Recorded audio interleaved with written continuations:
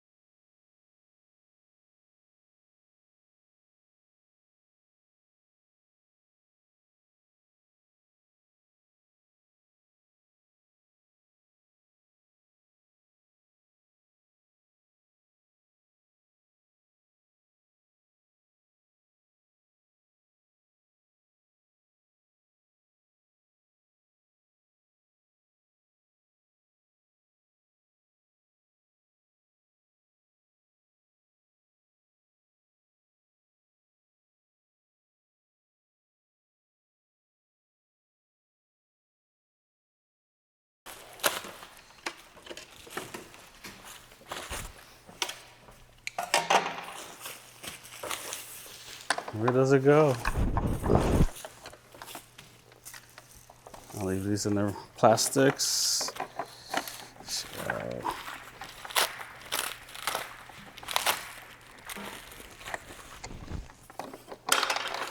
Kid in the candy store.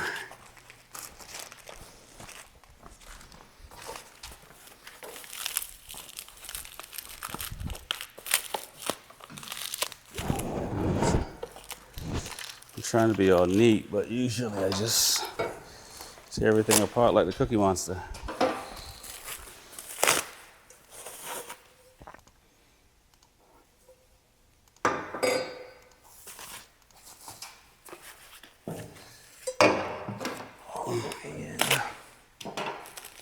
Out. Okay.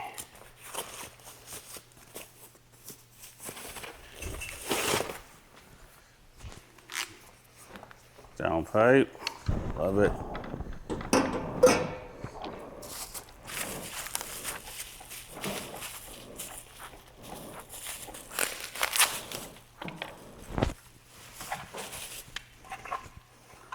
I have no idea what this is.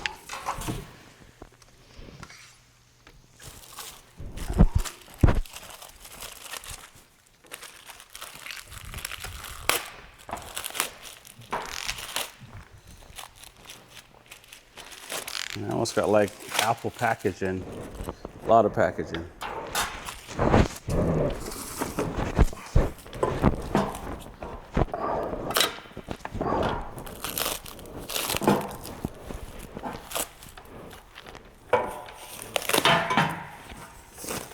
All right, other down pipe.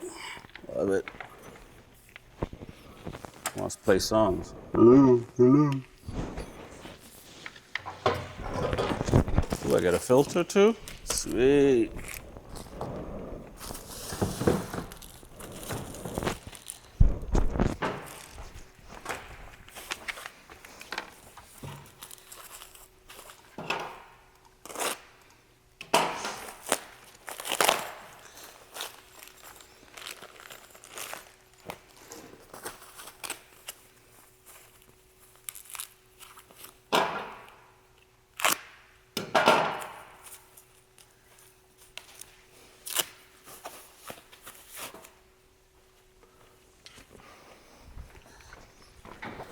Like special parts come wrapped up.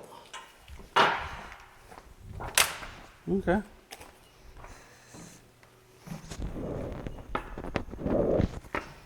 Packaging is definitely interesting.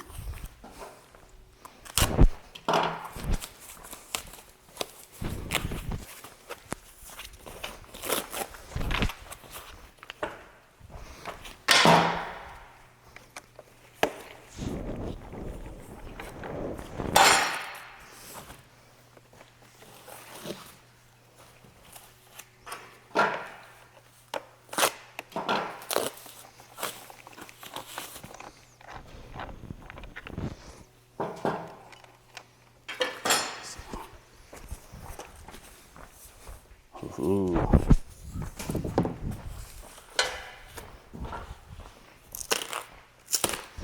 It's like this never gets old, making things go faster.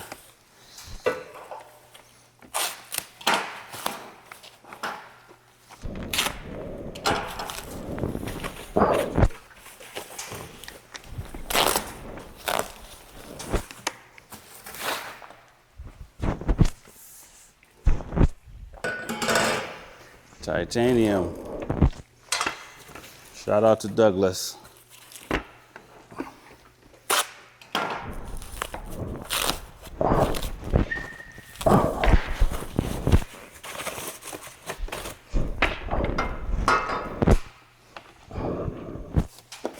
That's a lot of pieces for an exhaust, man. That's a lot of pieces.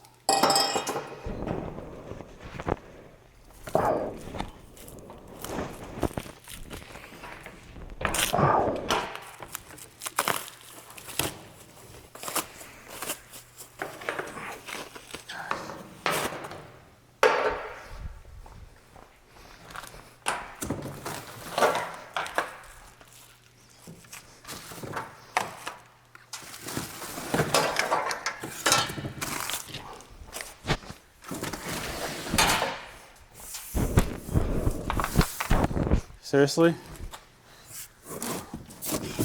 When I got my exhaust for the R6, it was only 3 pieces. Dude.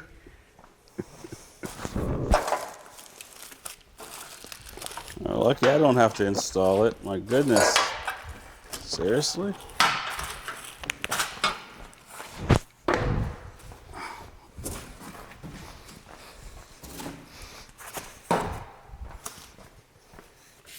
Uh-huh. Wow. You weren't kidding. Yeah, you're not going to be going from track bodywork to street bodywork quickly with this unit. No. Doesn't sound like it.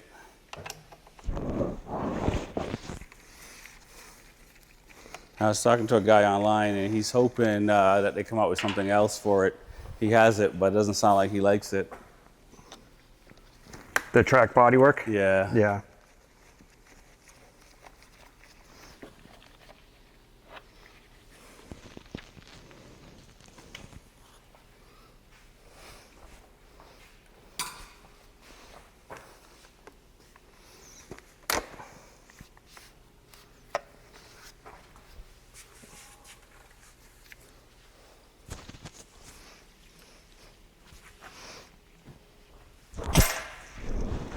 A lot of people have bought these bikes already, though.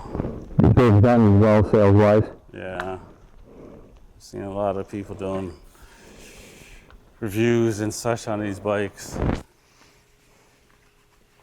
Also, a lot of negative. People are very upset that there's no single-sided swing arm. Yeah. It's actually kind of funny.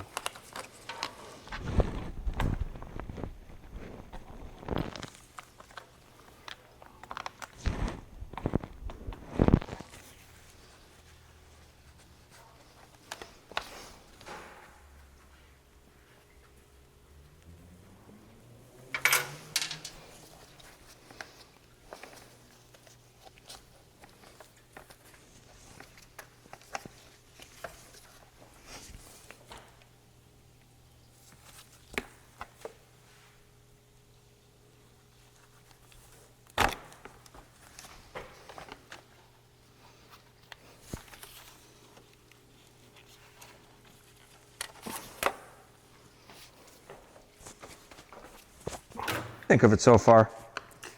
The bike? Yeah. I'm still thinking. It's. I don't want to. I guess I'm just. I think I have over 750 miles on it, maybe 800 miles. Yep. I like it.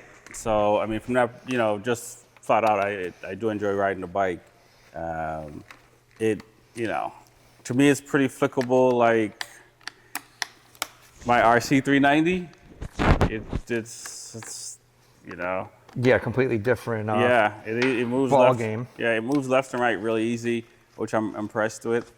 I mean, I haven't really been able, because of the just breaking miles, I haven't gone really over 7,000 RPMs in each gear. So I can't say like as far as what the power is like, but as far as riding, it's pretty comfortable. It's quiet, which is like the stock exhaust is really quiet. So that I didn't expect it to be that quiet, but it's pretty quiet. So it'll be interesting to see what it's like after if the exhaust goes on it. As far as like the heat, I think I can ride it without any feeling the heat, based on my height and just how I the position on the bike, which is pretty good because there's no way on my 1198 or my Multistrada I can move around to run away from the heat.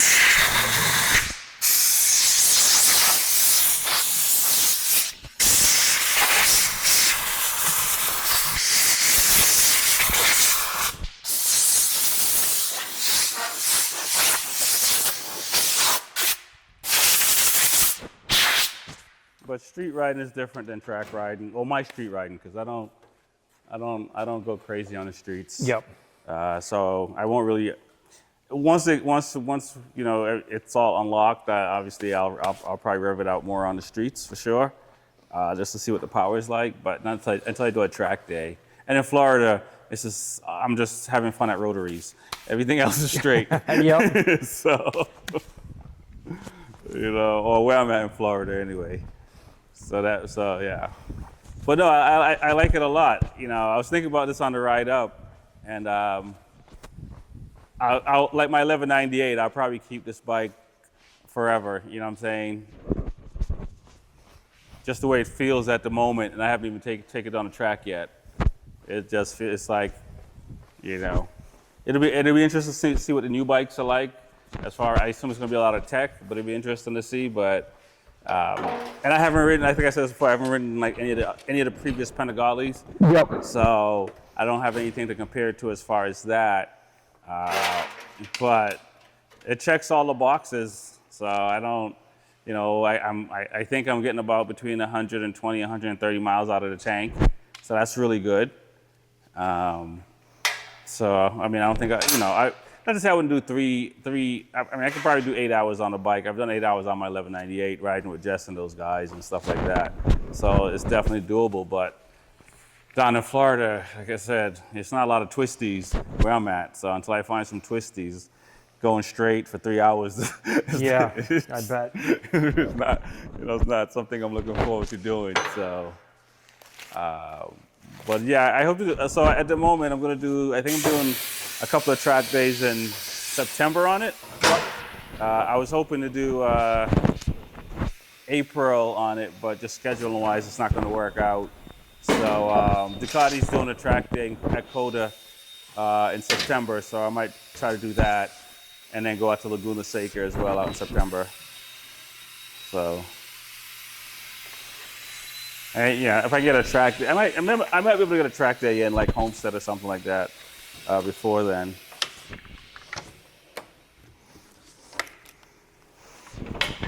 Yeah. Can't. So we're going to load the software in now. Yep. Because once we start unplugging emission systems, it will fault when it loads. Well, it got some work.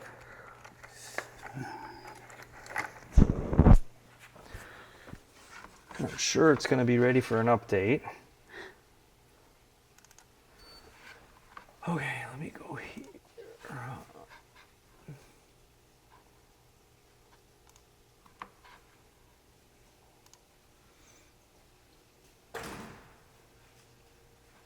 I remember when I was picking up the bike, you were mentioning there were some things I could do with the throttle to get a better response. Yep. Because there is a little bit of lag. Yeah, play in the throttle assembly. Yeah, coming on, just getting back on the gas. I'm sure I can work it out where I'll get a feel for it's just right. Because again, it's like I've only done 700 and something miles. Yep. Riding different bikes and stuff. It could just be that, but there is definitely a flat spot where you're moving and nothing is happening. Yes. So. The remapped ECU might affect that too, because they might change the logic between the accelerator and the response of the throttle plates. Okay.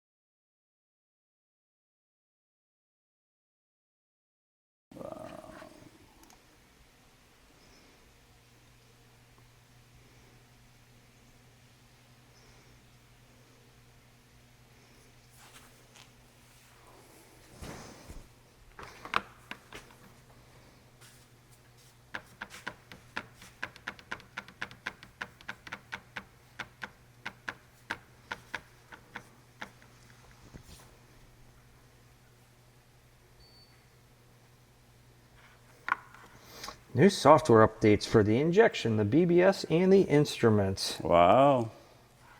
And that's not even considering the race flash. Okay. Hot start improvement for the engine calibration. I love it. Have you had any hot start problems? No. Hasn't been hot though. So.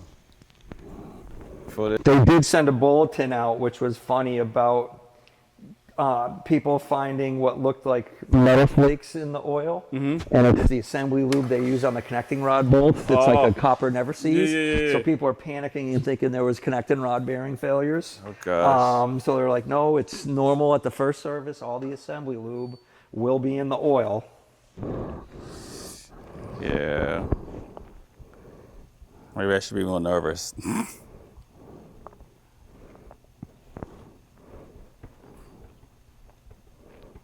They've got these pretty well sorted out.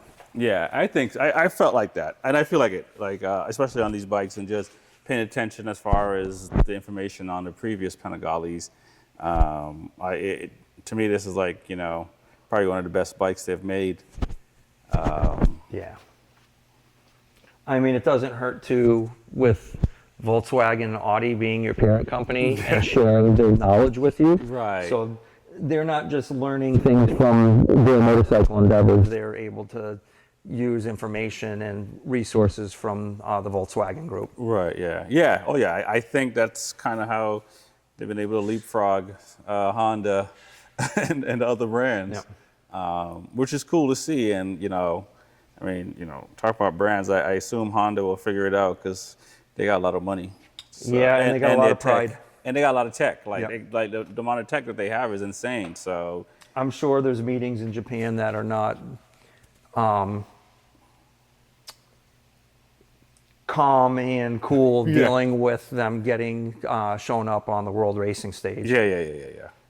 From making motors in Formula One and dominating MotoGP and Superbike to not even being a contender in MotoGP. Yeah, this is yeah, I mean, they have no choice. Yeah. So they have no choice but to come back. I think the only thing that'll stop them is financial distress. Right. And saying, you know, maybe like Suzuki did, they pulled out of MotoGP for a year to get all their finances squared away. Right, yeah. Some other brands should have taken notice from that. Right. Yeah, but I heard that Honda sold like 20 million bikes, I think, worldwide last year. What's that? Honda sold like 20 million bikes last year worldwide, so it's like they're still selling a bike that they made in the 70s. Well, bikes. So. Yeah, I mean, the Asian market is emerging and motorcycles are strong over there. Yeah. The small stuff is really doing well. Right. I don't think they thought that Ducati was gonna have a thing when they were putting wings on the bike and doing all the launch control and you know, coming out of corner to squat and all that. I think they thought all that was just gimmicky. Yep. And they're like, we're not doing that. And then it's like, oh, that really works. Well, what was funny is in 2007 or 2008 when the 1098 came out. Yeah.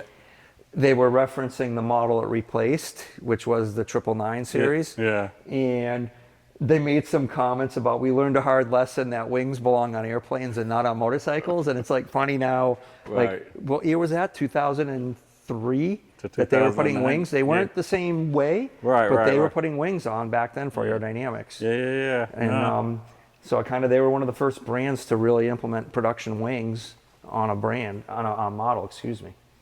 They didn't do a very fashionable job at it. No. Because those bikes looked really nice as a race bike, but they did not look good in street trim with mirrors and headlights and everything else. Right. Like you take all the street stuff off and put race livery on a 999, and that's a pretty sharp looking bike. Well, I mean, you're talking about, you know, it's been a long time since they put a double-sided swing arm back on one of these things. So that was the same era. Yeah. From the 998 to the 999, and they were like, ooh. Yeah.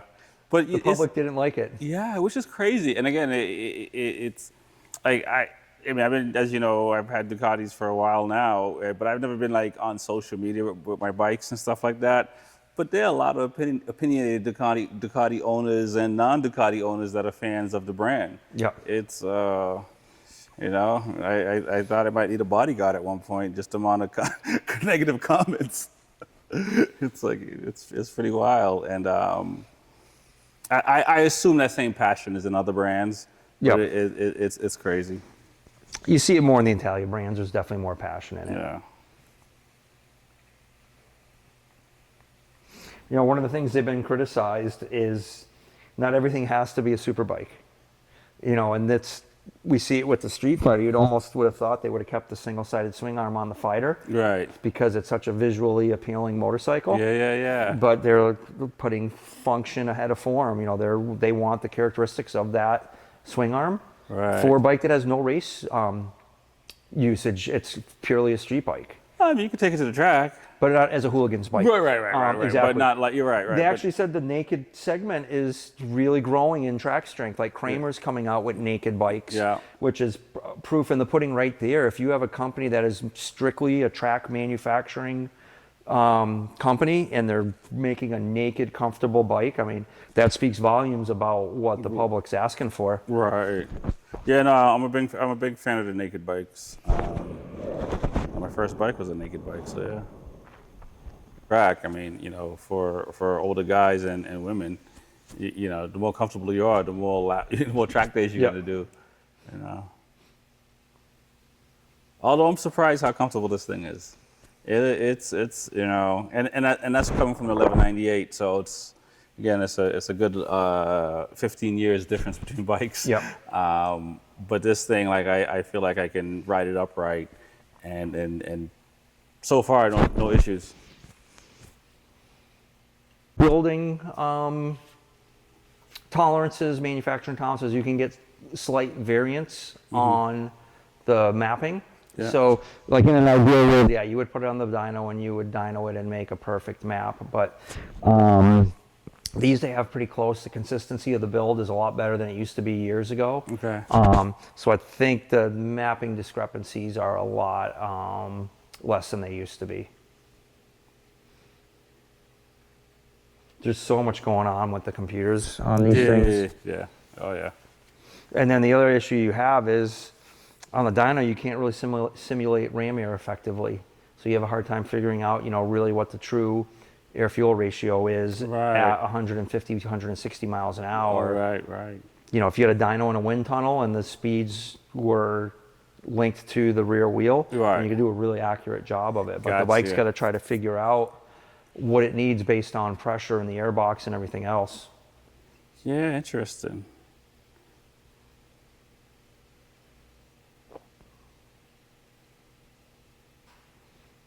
So what the bike is really doing is it's calculating how much air is being ingested into the engine, and then it's figuring out how much fuel it needs to get to that desired air to fuel ratio. Got you. Okay. And then when you have a emissions bike or a bike with oxygen sensors, it can look at the O2 sensors and see if it needs to apply a trim to get to that desired air fuel ratio table. Right.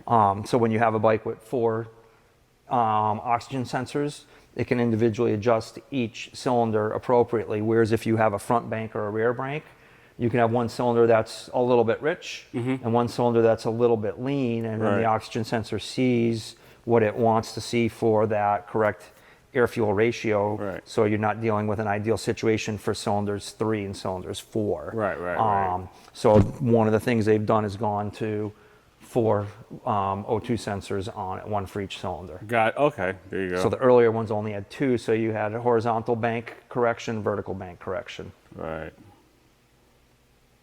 But it didn't balance out the whole system. Correct. Now with the race system, the oxygen sensors have to be plugged in, but we've never been told if they are allowed to apply feedback. Okay. Because the bike theoretically will run richer, and the oxygen sensors, they have a wide band and a narrow band. So one can run from 10 to 1 to 18 to 1. That's a wide band like a dyno used. Yep. And the stock ones do not have that. They call them a narrow band. And I don't know if a narrow band can get it down to 13 to 1. Gotcha. Because these are normally running around 14.7 to pass emissions. Okay. And peak power occurs right around that 12.8 to 13.2, depending on the particular fuel and the engine design. And so in this kit, there's oxygen sensors as well. You have to swap the oxygen sensors over into it. Wow. So if you were to do an aftermarket flash, like a Termignoni T800 up map, or an aftermarket tune, a lot of those will eliminate the O2. Okay, just bypass it. Yeah, in an ideal world, we would love to have a map, and we would love to have wideband sensors with correction, so that each cylinder is running at 13.0 to 1 for maximum acceleration and torque output, and then 13.7, 14 for cruising and drivability. Gotcha. And then you change fuels, it can adjust. So a lot of race bikes, like we run auto tunes on our race bikes. So we have them mapped, we put the power commander on, we run the auto tune, and it tells us how much it has to change to get to the fuel ratios that we plug in. Right. And then we accept and apply it. So we don't have to worry about running the motor lean at Daytona with ram air or Okay. anything else. Gotcha. But these systems are very advanced and have a hard time being manipulated with external fuel management devices. Okay. So the bike knows that you've put something on to trick it. So it's very difficult to add like a power commander or some of these other things. As a motorcycle Right. looks at it and says, hey, this isn't the readings we should be getting based on... I got a virus. Yep. Huh, that's crazy.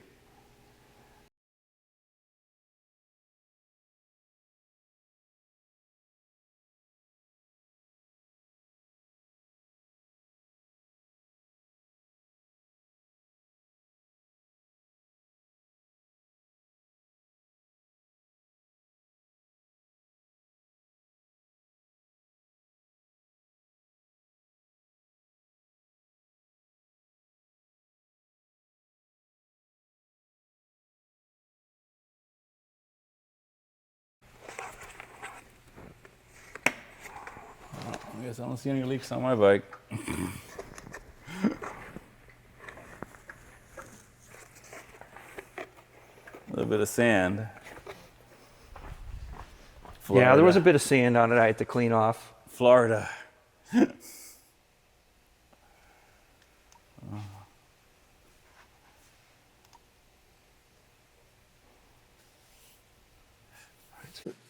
So it's one of those things where you just don't want to yank on stuff. Yeah, I hear that. And that's me. I used to be notorious for trying to take my dash apart in Well, like cars and this. trying to get them back in. It slides over. Yeah. This is the first time they've done that. Usually it's pop in and out. So if I just yarded on this thing, it would have come off. Yeah. But it wouldn't have gone back on. Right. So now the radiators come off with this attached. Okay. Once we disconnect and drain the cooling system. Jeez. And there's special covers to go over that bodywork Right. to protect it from scratches. Gotcha. So that's why I cleaned that other pan, was to get to trap the coolant. I can see why people don't do full exhaust so far. I haven't done them.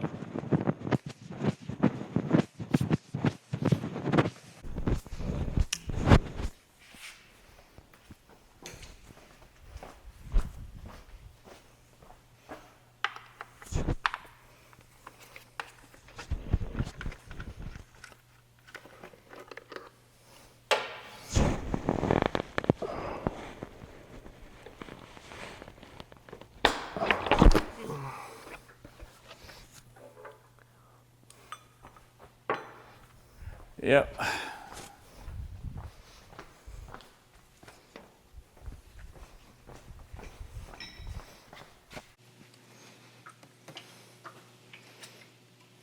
Look at what the coolant hoses are made out of. They're not just rubber hoses anymore. Oh, whoa. Got a little bit of flex to them, huh? Yep. That's wild.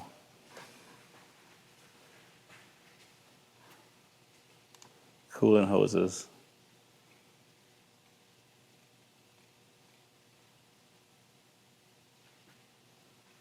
Pretty crazy.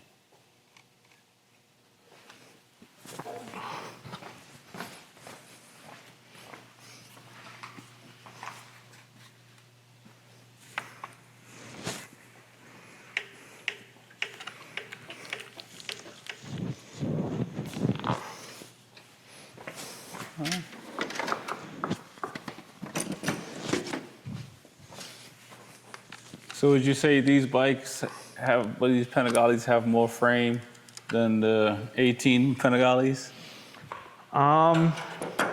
Less frame, Less frame. more flex. This is, look at how thin this vertical spar is. The other frame went a lot further forward. Yeah. And then in the R's, they cut out a window here and put a Okay. plastic cap on it. No kidding. And then that transitioned into production. But now looking at this one, you have a lot less frame in that area. Yeah, it's similar to the swing arm. Correct, yep. So they're trying to Wow, look at that. control the flex. Yeah.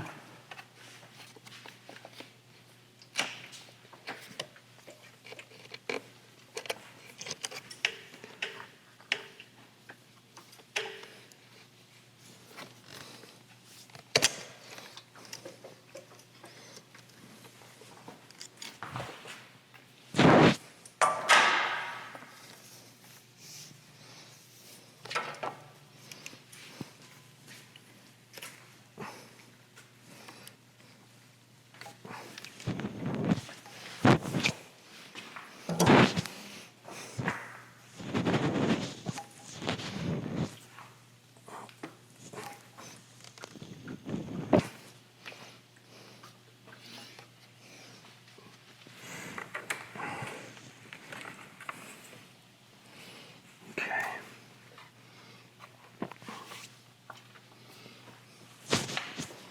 And that has mess written all over it. What, the leak? The coolant? The coolant drain is right here. Yeah. Good luck with that.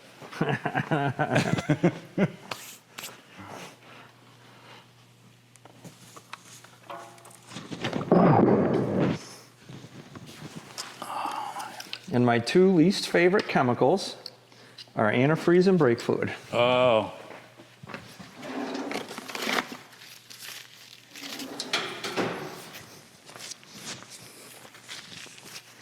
So I guess if taking this bike to the track, should I leave coolant in it, or should I consider doing like engine ice or something else?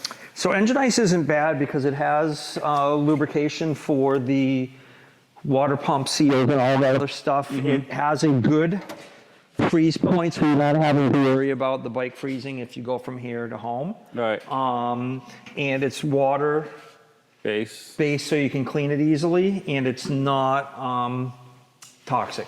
Gotcha. So most race organizations allow the engine ice because it is cleaned with water and it is the non-toxic coolant. Because even doing track days, they don't want coolant in the bikes, right? I gotta assume. Some of the organizations don't enforce it because a lot of people just wouldn't go. Right. Or they show up and then they get told they can't ride because they have coolant, and now they got to refund them. So it's kind of this catch-22 where they don't enforce it on track days, but they enforce it on Race days. race days. Yeah.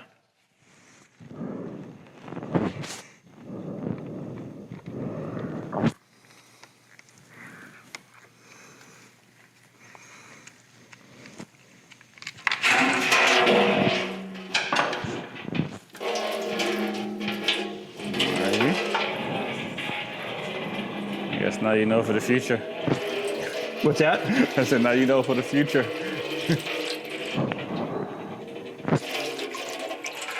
I thought it was going to spray back, but I didn't give it that much credit. Interesting. Wow.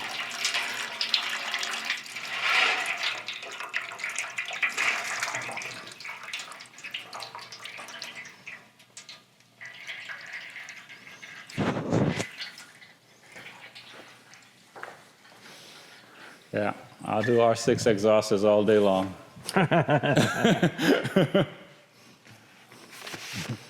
Pretty straightforward compared to this.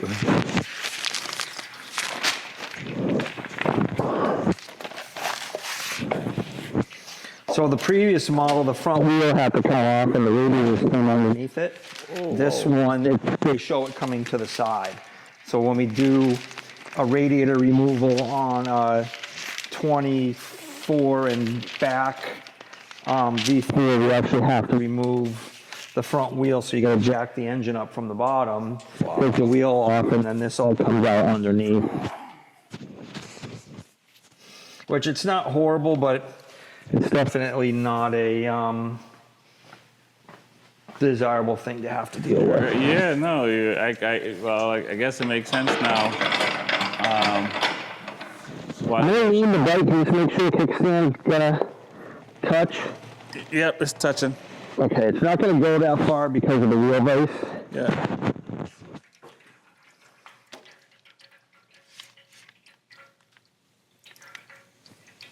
Because what happens is you take the radiator off, and as you're moving it around, the rest of the Starts- coolant comes out and you end up wearing it. Yeah. I don't want that.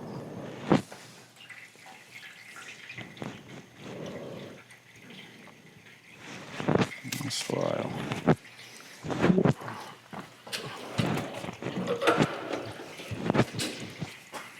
Two radiators. Oil cooler and radiator. Okay.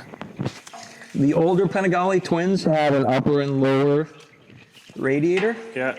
The fan was ducted into the lower radiator, and then they had a heat exchanger to cool and warm the oil. This model, I don't believe there's a heat exchanger anywhere. I think they're just utilizing the oil cooler.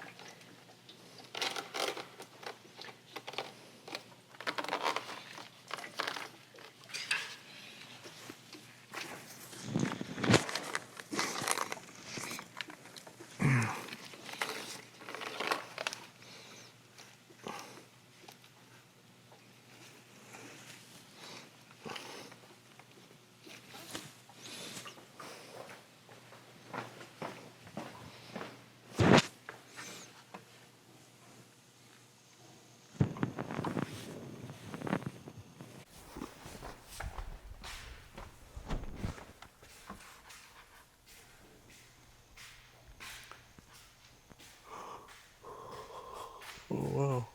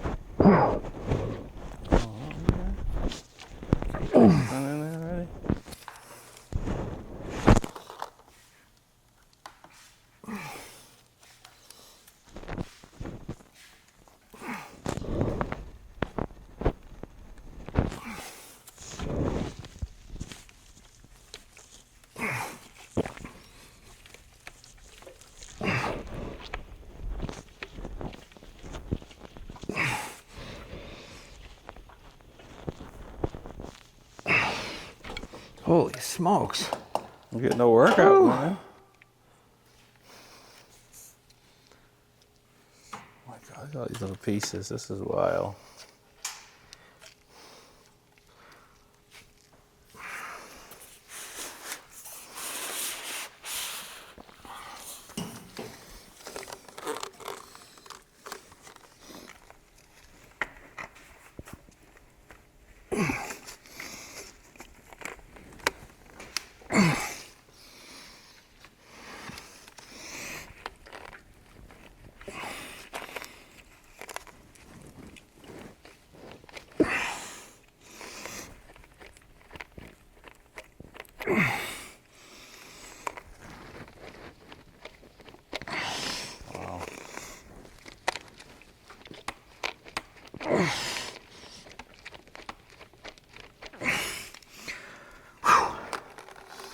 Turn left, turn right.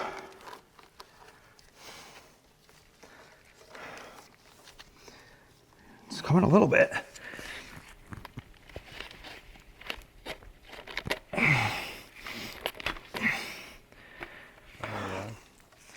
Wow. Like a bug in a rug. These are weird. You see what these are? Like just a, It's like a rubber Spacer? sleeve yeah. that's installed between the two, and when you tighten the clamp, it Squeezes down. pinches it and seals it. Yeah. Fascinating.